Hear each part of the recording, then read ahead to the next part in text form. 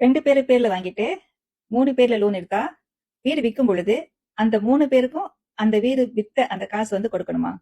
அனைவருக்கும் வணக்கம். நான் வழக்கறிஞர் சுகுந்தலா நாராயணசாமி. எனக்கு ஒரு கேள்வி வந்தது. அதாவது லோன் வந்து 3 பேர் பேர்ல எடுத்திருக்காங்க. ஆனா வீடு வாங்குனது வந்து 2 பேர் பேர்ல வாங்கியிருக்காங்க. அதாவது இது வந்து தேர்ட் பார்ட்டி லோன் எடுத்திருக்காங்க. அவங்களோட கேள்வி என்னன்னா, அவங்க அந்த வீடு விற்கும் பொழுது பெறுகின்ற அந்த பணம் இருக்கு இல்லையா? அது லாபமாக இருந்தாலும் சரி, அல்ல வந்து அவங்க பெறுகின்ற பணம், எக்ஸ்ட்ரா பணம் அவங்க கையில கிடைக்கும் பொழுது 3 பேத்துக்கு பகிர்ந்து கொடுக்கணுமா அல்லது வந்து 2 பேத்துக்கு பகிர்ந்து கொடுக்கணுமான்னு கேட்டிருக்காங்க. சட்டப்படி வீட்டு உரிமையாளர் யாருன்னா அது 2 பேர் தான். சரிங்களா?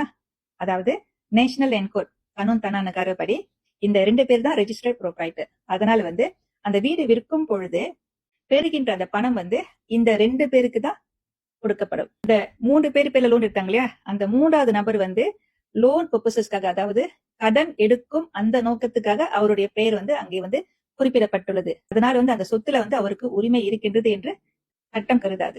சரிங்களா? ஆனால் அவங்களுக்குள்ள ஏதாச்சும் வந்து ஒரு தனிப்பட்ட வகையில வந்து ஒரு ஒப்பந்தம் இருந்தது என்றால், அந்த 3வது நபருக்கும் உரிமை இருக்கு அப்படின்னு சொல்லிட்டு ஏதாவது ஒப்பந்தம் செய்து இருந்தார்கள் என்றால், அந்த விஷயத்தை வந்து அந்த 3வது நபர் வந்து நீதிமன்றத்திற்கு எடுத்து செல்ல வாய்ப்பு உள்ளது. எது எப்படி இருந்தாலும் கிராண்ட்ல வந்து யாருடைய பெயர் வந்து எழுதப்பட்டிருக்கின்றதோ உரிமையாளராக, ரெஜிஸ்டர்ட் ப்ரோப்ரைட்டராக, அந்த நபருக்குத்தான் வீடு விற்கும் பொழுது பெறுகின்ற பணம் வந்து சேரும். சரிங்களா? சோ நீங்க வந்து டிஃபரன்ஷியேட் பண்ணணும். கடன் எடுப்பவர்கள் என்றால் அவர்கள் வந்து கடனாளி மட்டும்தான். புரிஞ்சிருக்கும்னு நினைக்கிறேன். செய்மடுத்தாடி இருக்கும். நன்றி, வணக்கம். திருச்சிற்றம்பலம்.